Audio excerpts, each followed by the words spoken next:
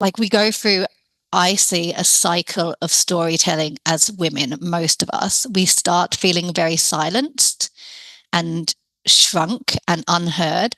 And then most of us at some age, I think, have an incident or a connection or a friendship which makes us go, fuck this. I am going to find my voice. I have been silenced for too long. I am going to speak out and I deserve this.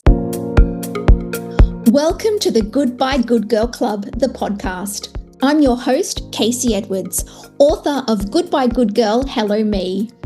If you've spent your life seeking approval from everyone except yourself, putting others' needs before your own, and staying silent to keep the peace, this podcast is for you. Whether you're 35 or 65, the question remains, when will you finally be enough? The answer is now. You belong here. Let's begin.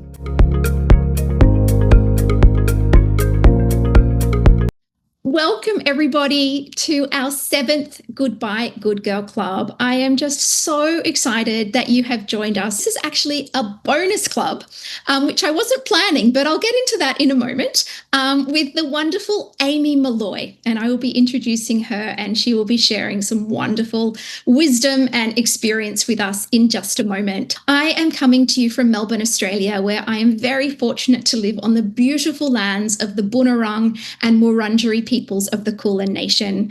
I acknowledge the traditional custodians of these lands and pay my respects to the elders past and present and to any First Nations peoples who are joining us.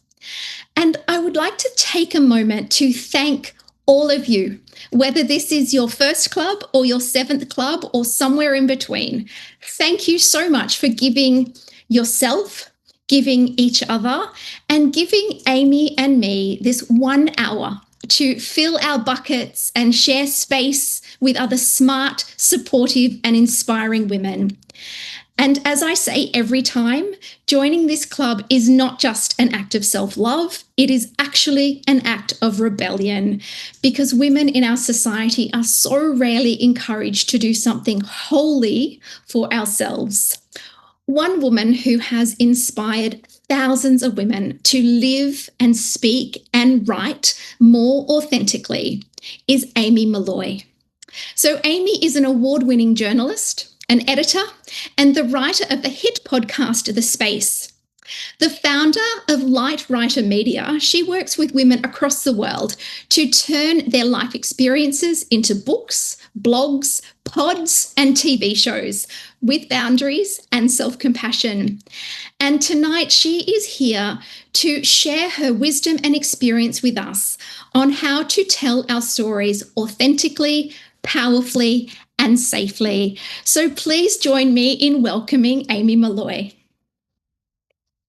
Hi, everyone. Welcome, Amy. First of all, normally I thank the guest at the end of the session, but I want to thank you at the beginning. And the reason for this is, all of you don't know this, but Amy is here tonight because she asked to be part of our club.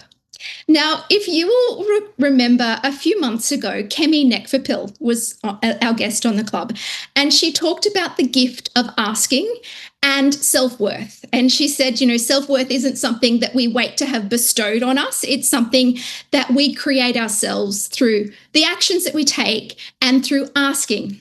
So, Amy, I hope that you asking to be on the club gave you some self-worth, but it also was a gift to all of us, because we've spent the last 6 months unpicking our good girl beliefs and challenging them. So it was just so wonderful to have you ask and offer your experience and wisdom to help us tell our stories and speak more authentically now that we have discovered that part of ourselves. So I want to start by saying thank you. Oh, my pleasure. What an honor to finish the series. I feel like it's the perfect way to finish after following you and seeing your other guests. And then, to finish with this conversation is just perfect. It really is. Yes. Tie a bow on it. Yeah. Yes. So I want to start tonight, Amy, with one of the challenges that good girls have. So that we're raised to be people pleasers and peacekeepers. And often that means that we are silent when we have something to say. Or if you're anything like me, you will actually just tell people what you think they want to hear. And I used to trade truth for what I thought was acceptance and love. So I want to start tonight, Amy, by asking you, what is the cost of not telling our authentic stories? Just so many. I mean, gosh. First of all, just physically, just that physical impact on our bodies of holding ourselves and shrinking ourselves, silencing ourselves. So many of the writers who come from my programs, as we're starting to unpack their stories, they all have the same physical symptoms, like the sore throat, the lumps in their throat. They literally physically lose their voices. Their bodies just, it's amazing to see their bodies like fight against their voice as and I get it every time I launch a book. I don't know if you have this. I will come down with raging flu. I will lose my voice as I'm coming up to press week. I lose my voice every single book launch. And it's just that fear. It's just my body going, this feels unsafe. This feels unsafe. I'm going to shut down. I'm going to stop you from physically being able to do that. So even I love like that mind body connection of what your physical symptom, how your chest tightens when you can't have that conversation, or your voice, you lose your voice, or anything that stops you from speaking up. And then again, how we're showing up in the world, how we're editing ourselves and filtering ourselves with as big things as launching a business and a brand or writing a book. Yes. But it's like how we speak to our kids' teachers, how we have a conversation at our local coffee shop, whether we're truly finding community and connection. And even as an author, like I've done this as my profession since I was 19. And it was only really in the last few years that in my real life, started making true friendships, true genuine connections. Yes. Because even though I do this for a job, it's still editing and filtering yourself and censoring yourself. And it was only when I hit my 40s and having 3 kids, 2 daughters, that I really started to say, like, what is genuine connection? And feeling known is such it's like the code of my 40s. It's time for me to really be known. And yeah, that just filters out through every part of our life. And it's so heartwarming to be known rather than to be liked, isn't it? Oh, yes. And often that's the cost. The cost of being liked by everyone all the time is to be known. And I'm actually going to jump now to a question that came in from one of you in the club, because it's so relevant now. She said that in her group of friends, they were raised to believe that private things stayed private. And she's worried that if she starts talking authentically, that there will be a backlash in the group. And yes, I felt really sad about that, because that used to be me too, until I realized that I can't be friends with someone who doesn't actually know me, right? And I also wonder, I know that it's a generational thing too, but prior to us, it was almost like a point of pride to say I'm a very private person and I don't talk about my things, my experiences and my vulnerabilities. But it's like, well, if you don't talk with your friends, who are you talking to? There's a real interesting polarity coming on, and I don't think many of us are getting it right, in air quotes. That like my parents, like who like the boomer generation, were especially coming from middle class England, very door closed, just keep everything to yourself. Even with your family, you're not talking about issues. And then I'm a millennial, and we've kind of swung the other way, and we're unfiltered and oversharing, and we're trauma dumping, and we're putting it all out there, but with no real boundaries or kind of strategy or empathy for who we're kind of oversharing with. And I do believe there's like a really beautiful middle ground that I try and coach my writers through and coach myself through, which is, yes, we're rebelling against the older generation or our middle class upbringing, whatever it is, who said, shut down, shut up, keep it within closed doors. Yes, we're rebelling against that. But then there is another way of swinging of like, we don't have to tell everybody everything, especially to make true friendships and connections. We still don't have to tell everyone everything. and finding like when you're sharing within your friendship group, really like why are you sharing? What are you hoping to achieve? How is this like a mutual exchange? You're not just sharing like every time, and you know this as a public figure, every time I bravely share, it's not me just putting myself out there. It's also like a very selfish act because I get so much love and sharing and stories back.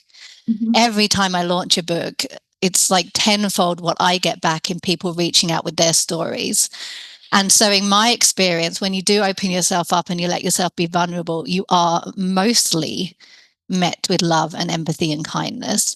And then we just have to become a little bit more resilient for that small percentage of people who might not take to it. It's too much, you know, too dramatic, too emotional. Like, that's okay that they don't get that. My Yeah. parents don't understand why I have a career as a memoirist and why I might like write about my sex life on social media.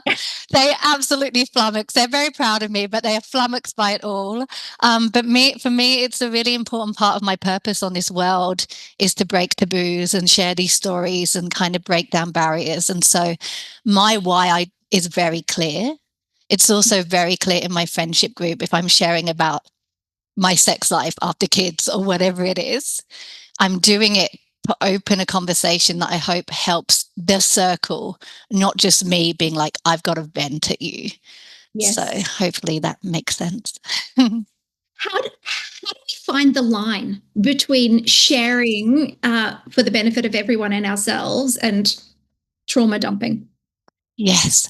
I'm going to speak really specifically to me and what I've learned because I love talking about this. And it's such a moving and ever changing, like as a nonfiction writer. And I've signed my first book deal when I was 22, and I've been writing about myself ever since. So basically another 20 years. Mhm. And I have absolutely crossed the line a million times and shared too much. And now I'm much better again in my 40s at really dancing on the line, hitting that purpose without going too far.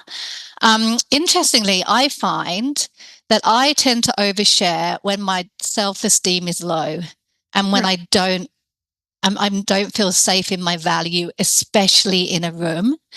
Like I will weirdly, like, especially in a social setting, if I feel like I'm not bringing enough or worthy enough just by showing up and being me and chatting about my normal life, I would find myself like dropping in something awful that had happened to me. Or do you know I was widowed when I was 23? Or do you know this awful thing? Because we do live in this world that glorifies suffering. And so it's Mhm. kind of like those contestants that turn up at the X Factor or one of those shows and like have their trauma story. And Yeah. that's what gives them worth.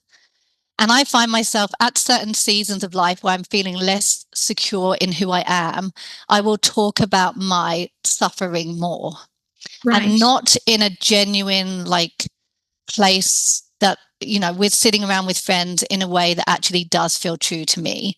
I will like find a way to drop it into conversation as like, look at me, look what I've been through. And Uh-huh. even in conversations, in arguments with my husband in the past, if I feel like this, I mean, this was a while ago in COVID when the world was rocky and I was feeling rocky, and I found myself suddenly with my now husband bringing up the fact of like my past husband and who died and the trauma and like reminding him, do you remember this is what I went through? And to me, that felt like not the right kind of sharing. I had an ulterior motive. It wasn't natural. It wasn't like mutually beneficial. And it feels very different to me than like sitting around in a group of women who are all sharing stories and it being very relevant and healing. Like, again, I can feel the difference in my body when Yeah. I'm chatting to you. Like, I feel so relaxed and easeful now. And like I'm not having to prove anything.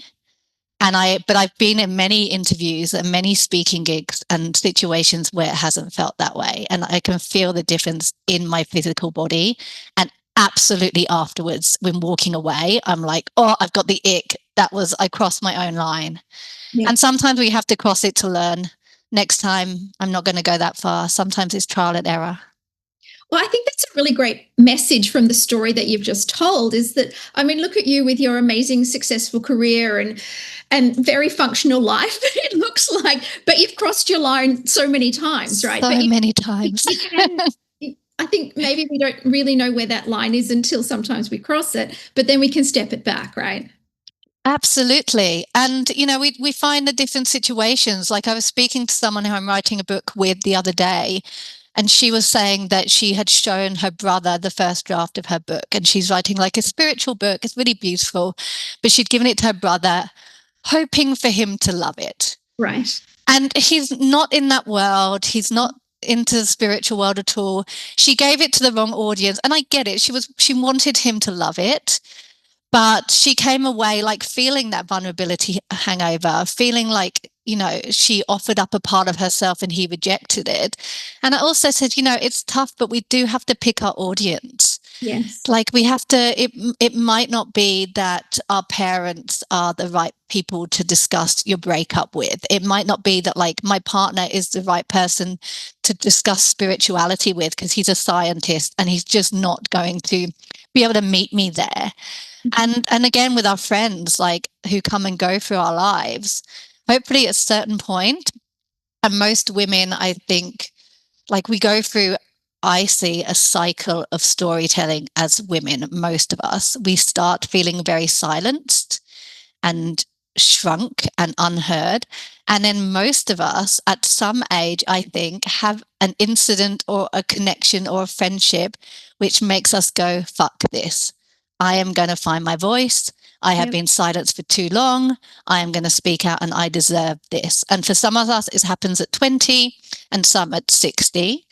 And I always think often at that time, we gather women around us who are ready to roar as well. Yes. And these friendships can be a total surprise. But it's funny how it happens. You find this beautiful group of women who are all ready to use their voice together. And then we just lean into that. So I have like a couple of wonderful female cheerleaders, and we both just go, yep, speak up. You deserve this. You're scared. I know you're scared, but go for it. And I just lean into those women whenever I need a pep talk because, my parents might not get it. My husband might not get it, but like those women do. Sometimes in a friendship group, they're just waiting for someone to take the first step and be a leader, right? Yes. I love it. Like I keep saying this, but I'm so interested in talking about sex lives of everyone, especially as you go through motherhood. Like I've got 3 young kids. Like we don't talk about it enough in terms of what it really looks like and feels like. And it often only takes, you get a group of women sitting around and no one's going to broach it and you just need one. Yes. And then like the floodgates open and we're all just so grateful to be able to talk about it. Yes. Yeah. And I've always tried to do that in my articles and it gets me in trouble sometimes. But to really, let's like broach that subject that we're scared to broach.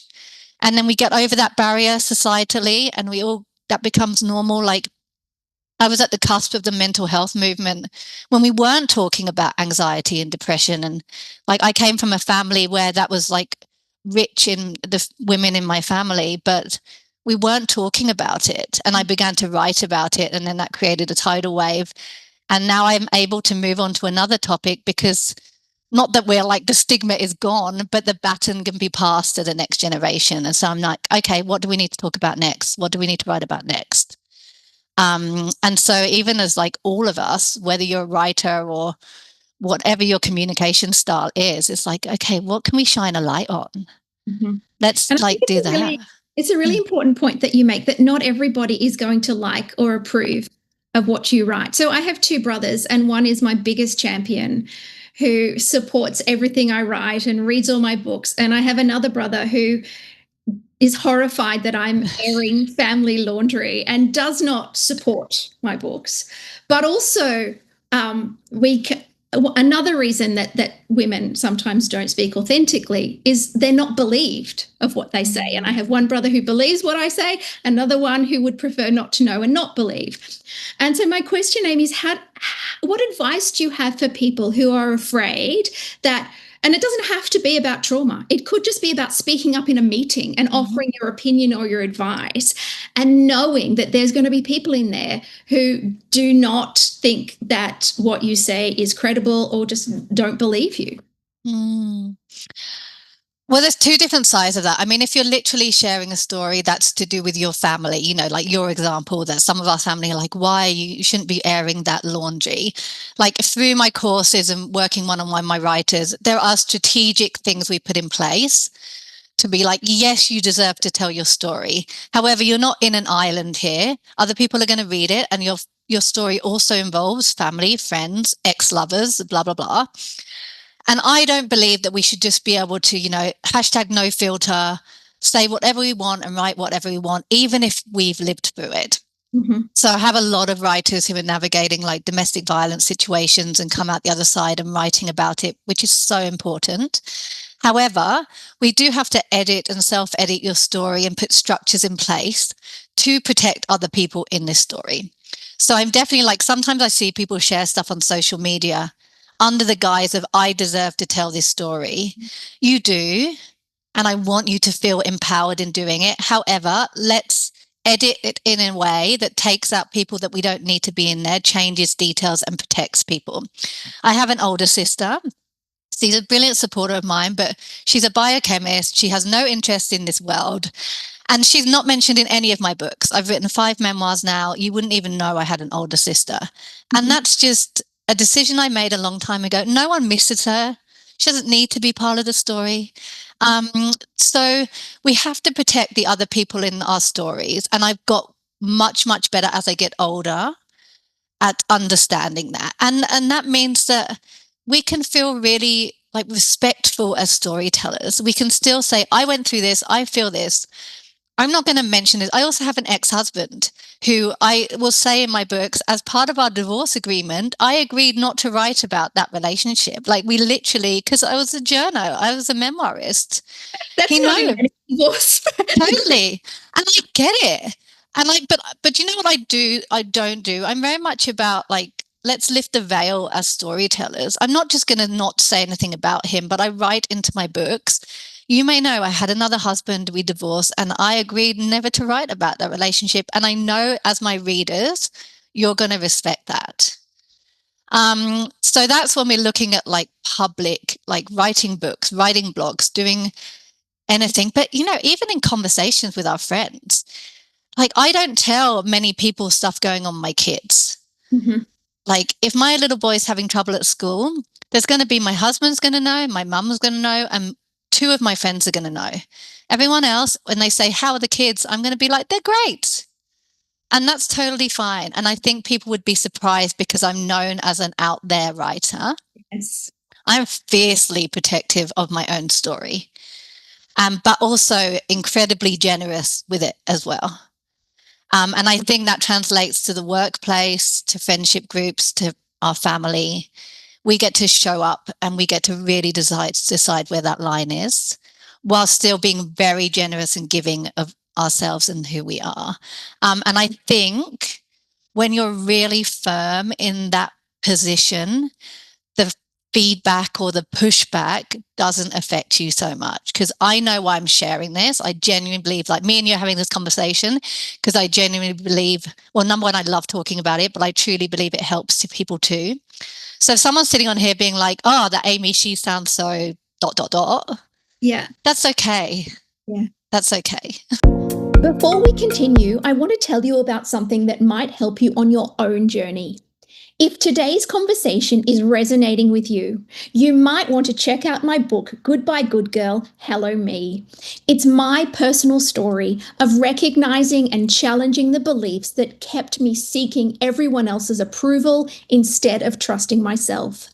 Think of it as a roadmap to the person you were always meant to be.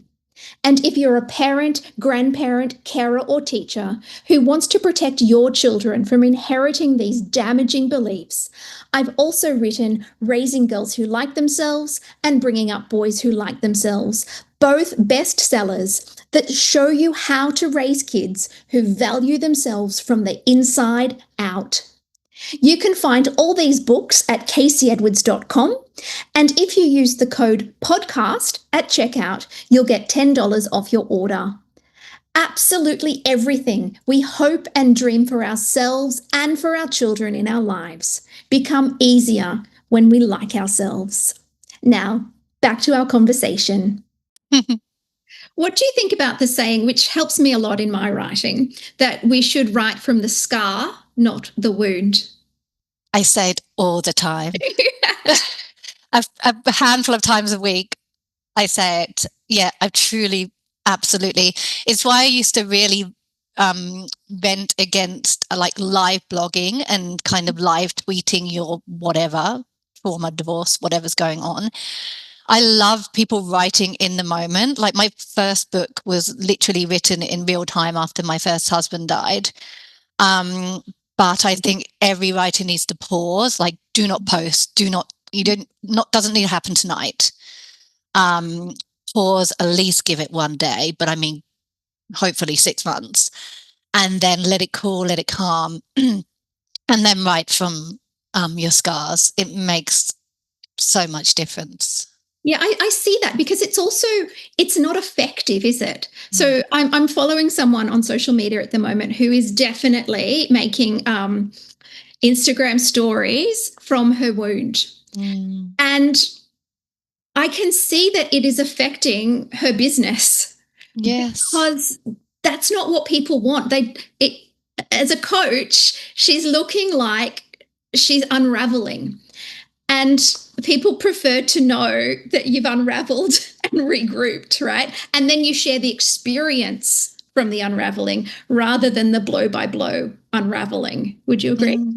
Or at least it doesn't even have to be like a year later, because I do believe sometimes it's useful for us not all to be just like gurus from the other side of like, now I'm on the other side and I'm healed and I'm calm and I'm everything. I do think there's benefit sometimes to being like, I don't have the answers yet. I'm still in my grief. I'm still in, my eating disorder's flared up and I'm still in it, but it's without the heat. I mean, especially without anger. I think a lot of my writers come to me early on in their recovery from whatever it is, and there's still so much very valid anger there.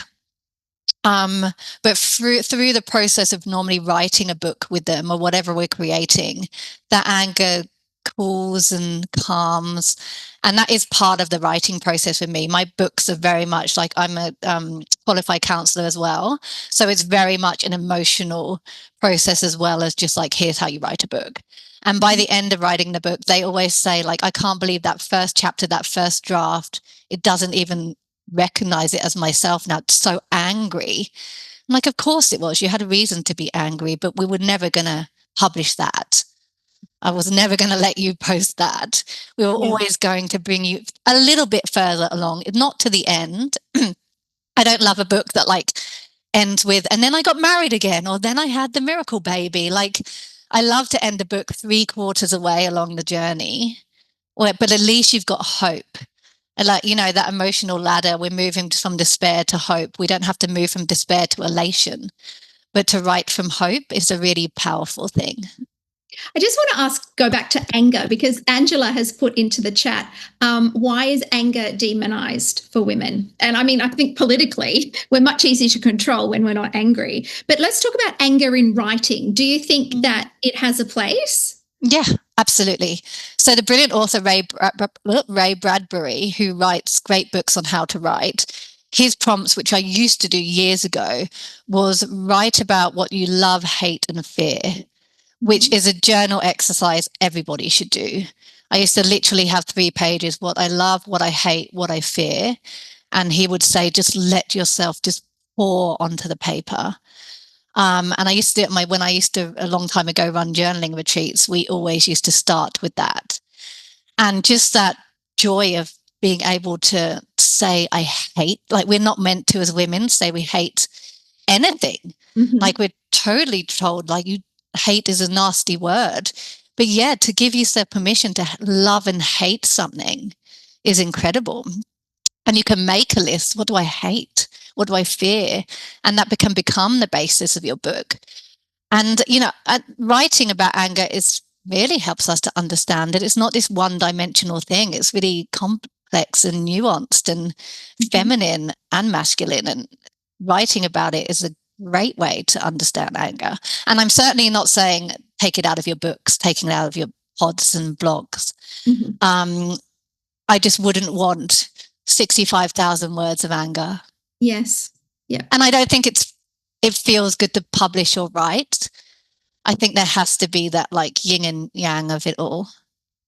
So, one of the questions that is on our list for later that I'm going to bring forward, because it's about anger, and I really thank you to the person who submitted it for being so candid. She said, I'm so angry, I'm so fucking angry about the wasted good girl years. And she's worried that if she writes, that she will be stuck in that anger. What do you say to that? In my experience, writing does move you forward, moves you through. I think I was actually having this conversation with my mum because I think I'm really encouraging her to write. She's a beautiful writer, but she is of that generation who were told to like silence yourself. And what have I got to say that's valid? What have I got to say to it that's important? And I think she's a little bit worried that if she opens a can of worms, she will be writing from regret and from like wishing things were different. But it's not my experience. In my experience, like writing moves you through. And that's kind of a perspective as like memoir writing for me is never about just getting lost in the past. It's really about like looking forward to. So you have to decide, like, if I'm sitting down to write, where's my story going to begin? But also, where's it going to end? Yes. Let's not end it 10 years ago. Let's end it 10 years in the future. Let's see how much more we have to live, how much more we have to share, and the wisdom that is ahead of us. So I think really seeing that timeline of, yeah, I'm sitting down, but what is the timeline of the story that I'm going to tell? And where am I currently in the middle of it? Because to me, we're all like halfway through our story, no matter what age we are. And we've got so much more to share. So hopefully writing can help you to see, like I'm writing through it. And often it's really hard as memoir writers. Your first book is the hardest because you've got to write about all that. And I will often be saying to my writers, we've just got to get the first book out. And then the second one we can love and really enjoy. But we've got to get this stuff out first. Let's get the story of how you came to be you and your childhood and all that stuff and that first marriage. Let's just get that story told. And then we can really be like, who am I in book 2? Right. So yeah, it's really sometimes hard as someone who writes about themselves not to get stuck in the past. You've really got to learn. And I've had to I'm working on a TV show based on my first book at the moment, which is the story of how I was widowed at 23 and how I recovered from or attempted to recover from that grief. So I'm turning it into a TV show at the moment, which is obviously fantastic, but also pretty tough, you know? I'm in a different marriage. I've got 3 young kids, and I really have to learn strategies of like, okay, I'm going to sit down and work on that pilot script for 8 hours. Mm-hmm. And then I've got to come back to my life and laugh with my kids and sing to K-pop Demon Hunters and and realize that this is way more important really than that big suffering story I went through. Yes. But my kids are a real gift with that because they pull me out of it. They force me. But you got to find, if you're writing about yourself, you got to find a ritual at the end of the day to like swim in the ocean, laugh with your mates, watch a funny show to pull you out of like looking in the rear view mirror, because otherwise it's very easy to get stuck there. I find in the writing process, it helps me understand my experiences, but also rewrite the meaning of my experiences. So in our last session last month with Caroline Cameron, we talked about the process of cutting the string of pearls, which is going back and identifying those moments where you created your first good girl belief. You know, I must give more love than I receive to be worthy, for example. And then you go back and you attribute a different meaning as an adult to what you couldn't possibly have understood as a child. And then by giving a different meaning to the same event, you can then change that belief and heal. And for me, that's the process of writing. When I write about my experiences, I actually coming back as an adult or even just as an older woman, it's very healing to decide for myself what meaning I want to put on that, on those events. We get to choose the meaning. Of course, it's not always easy to rewrite it. Yeah. Like, I've had for many years PTSD from my dad being sick when I was a kid and lots of health related stuff in my family. And it, has taken me a long time to shift and rewrite those stories. But it's so helpful that we do get to decide the meaning we attach to a situation. And it will continue to evolve as, we change and grow. And hopefully bring in more compassion and empathy as well. Like the meaning I put now on, for instance, like my childhood and my relationship with my mum who struggled with mental ill health. And what I've attached to that over the years continues to change. Mm-hmm. And some days I'm really compassionate and some days I'm much more angry. And, as I've had kids, that's changed and morphed again. And I've continued to just explore it again and again, but also give myself the freedom to change the meaning I attach to it. Not to be like, well, this was the meaning I gave it in my 20s. So that just has to be infinite now. Like now in my 40s, as my kids get older, I can completely change my opinion view. And I think that's really, I always talk to my writers about this because a lot of them worry like, what if I write this thing or share this opinion, but then my mind changes? Yeah. And I'm like, thank God it does. I really hope it does. I certainly hope that I don't have exactly the same views as I did as a 20-year-old or as a 30-year-old new mum. And now I've got older kids, slightly older. And then give me another 10 years, I'll have teenagers. And then, of course, it'll change again. And I think we as readers have to have more compassion, like our favorite authors, our favorite journalists, let them change and grow. Yes.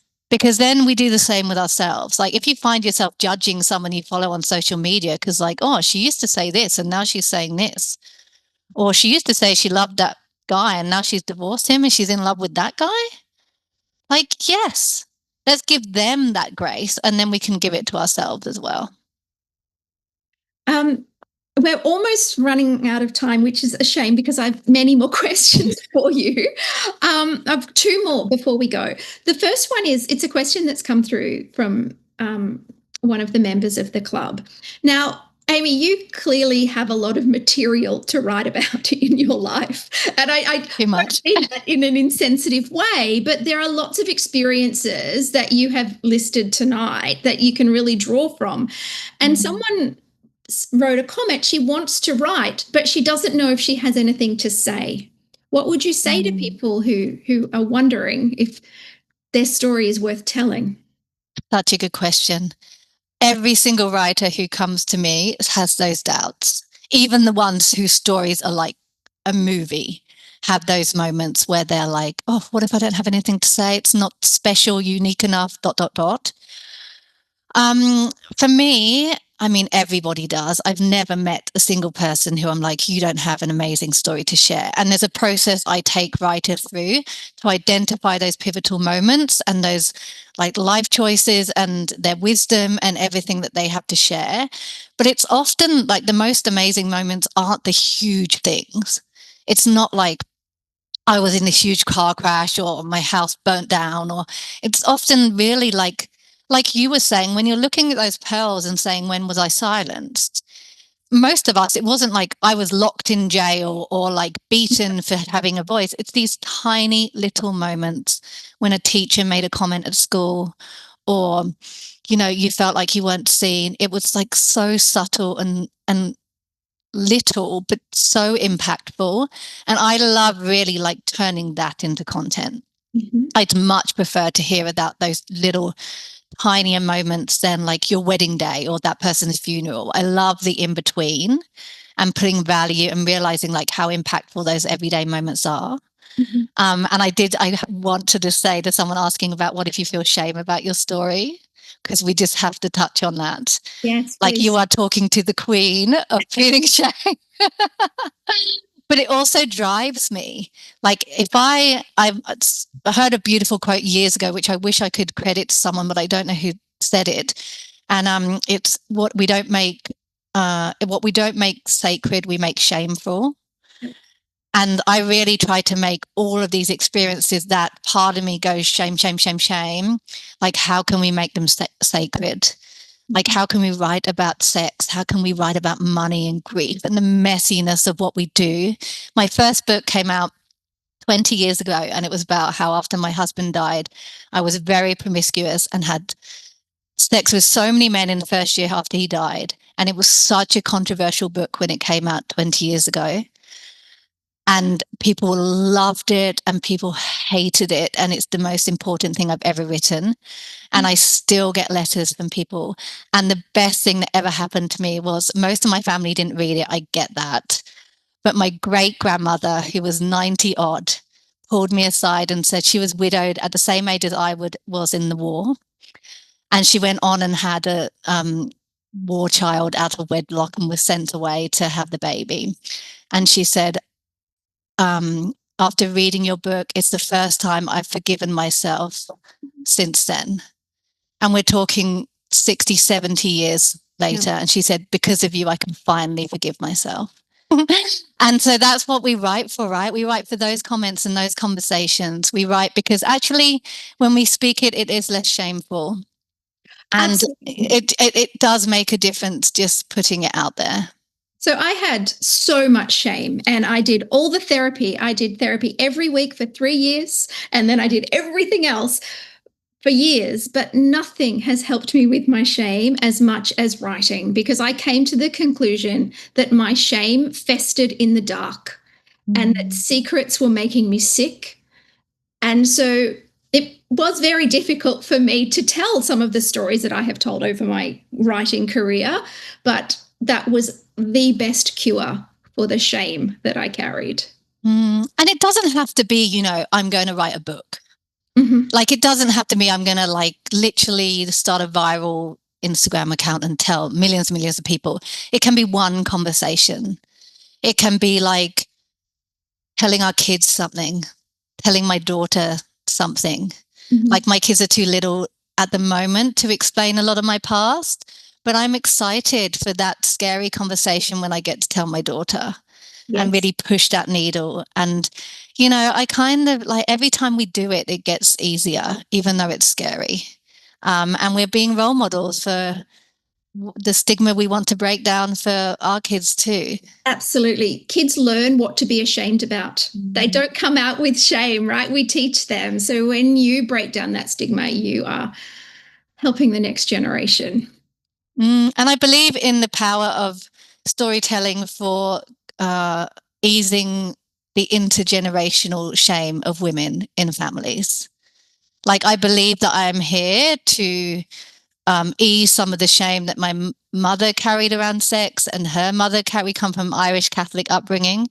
And there's a lot of trauma and shame around sexuality in my lineage. Yeah. And I do believe that part of my role, and my daughter will carry this on, is to erase and undo some of that shame, even when it's not easy to do so. So again, it's about coming back to your why of why you're sharing. Which is a good time, Amy, for me to ask you to tell us about the book writing remedy. So your course, where you've helped many women tell their stories, please tell us. We've only got a few minutes left, but please tell us more about your course. Well, I work one-on-one with writers, but that's not always possible or accessible to everyone. So I've created, or a few years ago now, I created the book writing remedy, which is real emotional and creative support in turning your story into a book, a blog, mainly memoirs. That seems to be where most people end up.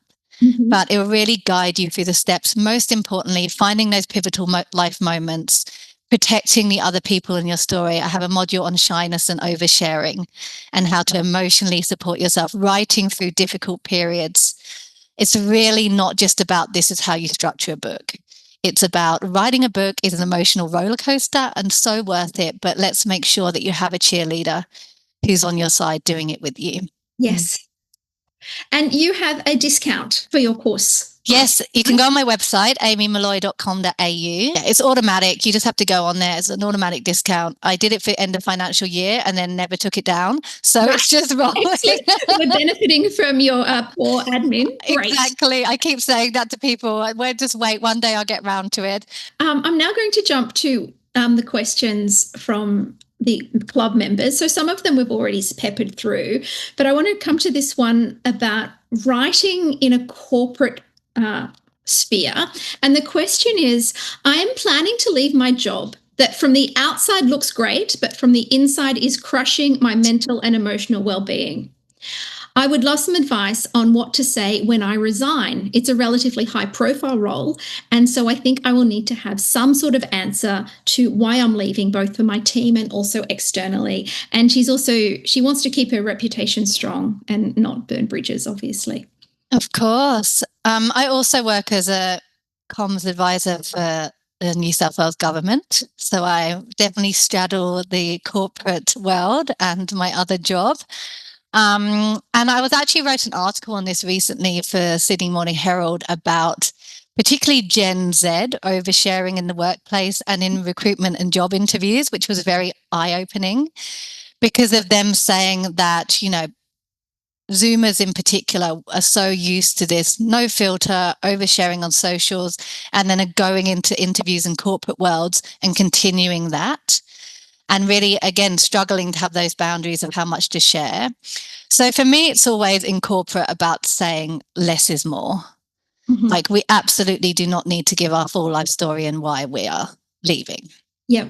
And it's not appropriate and it's not necessary. And again, coming back to that why does if we're putting out an email blast or a press release or whatever it is about us choosing to leave, people don't need to know. You can have one-on-one conversations with the people that matter about sharing more, but it'll be very top line. It would be a case of if I'm working in comms with government and doing something like this, there'll be the first draft and then we will literally half it and then half it again. Not everyone is entitled to your story. Absolute, such a good quote. And again, understanding that we don't need to over-explain ourselves. We know our self-worth. We understand ourselves. We're known with the people that matter. And so I would, write the draft, write the email and half it. Mm-hmm. And you'll probably end up where you need to be. I actually put a phone call into Ali O'Shannessy, who is one of Australia's leading executive and leadership coaches. She works at the top of organisations. So I put a call into her to get her advice on this from a corporate point of view, which is very similar to yours, Amy. And her advice was talk about where you're going and why, not why you're leaving.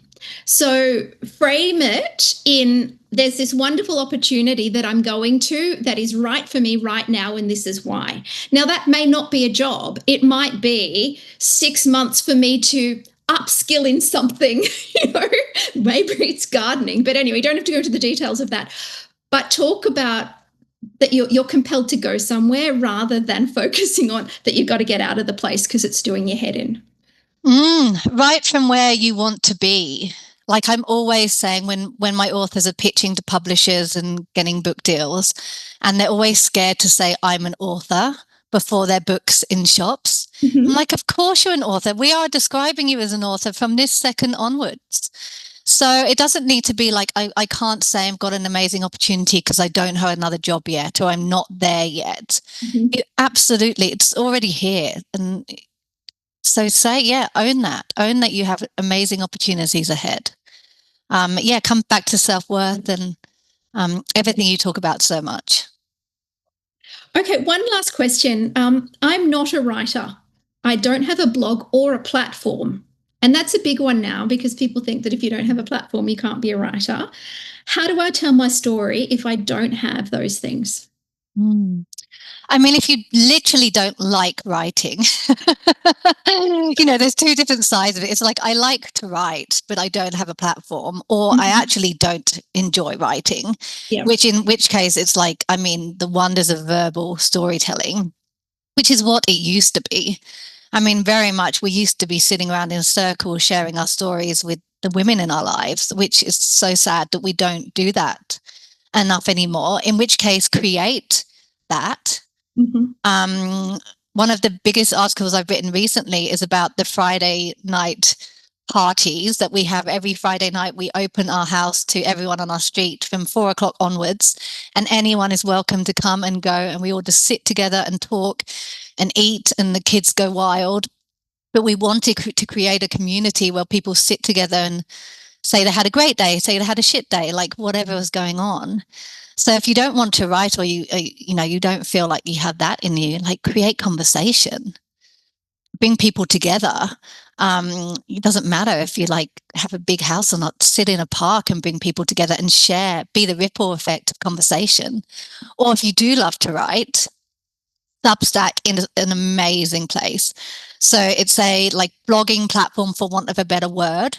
I don't really love the word blogging, but it's a place you can write and you can put your words out there. And just, it doesn't matter if you have like 10 people read it or 10 million people read it. There's such power in just sharing your words. So that's a really great place to start. Or journaling. Substack is booming for middle-aged women, is that right? Substack is booming for middle-aged women. Yeah, The fastest growing category on Substack is over 50s women. And I am just rejoicing in it. Most of the people I follow on Substack are like women writing about midlife, but not even focusing on that, just telling their stories, unpacking current affairs, just having a voice. And it is absolutely a booming revolution, and I'm here for it. So yeah, check out Substack. There's so much beautiful writing on there by women. I'm trying to get my mum to start blogging on there. And it's currently, as we sit here in 2025, it's a very welcoming and unhostile place. Of all the kind of platforms and social media, I find it really supportive and welcoming. That may not be like that forever, but right now it's a really beautiful place to write and share. And it's so wonderful to see women find their voice and their audience on Substack, or just in the public sphere, because, we grow up believing that we became invisible once we stopped being hot. And here we have all these women who are triumphing in their second act. And that is, inspiration for all of us. And you don't need to put pictures, like, Instagram's fine, but number one, you're reduced to a caption. And number two, you need this beautiful image to go with everything, which is not me as a writer. That's not what I'm doing with my time. Substack, you can literally just write and put it out there. So there's something really liberating in that. Now, Amy, thank you so much for spending this time with us and sharing all your wisdom and your experience. And thank you to all of you. It absolutely warms my heart to see this community of smart, supportive women come together and to collectively say goodbye to our good girls. Thank you for joining the Goodbye Good Girl Club today. If this episode resonated with you, I'd be so grateful if you could leave a review wherever you listen to podcasts. Your words help other women find this community, women who, just like you, deserve so much more than they've been settling for. And please share this podcast with the women in your life who need to hear these conversations. Send it to your sister, your mom, your best friend, your colleague, anyone who's been putting everyone else first for far too long.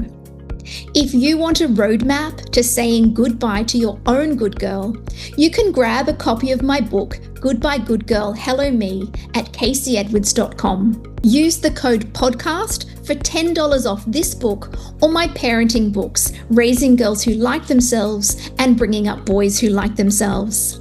Until next time, you don't need to earn your worth. You just have to remember it. This is the Goodbye Good Girl Club. I'm Kasey Edwards. Thank you for being here.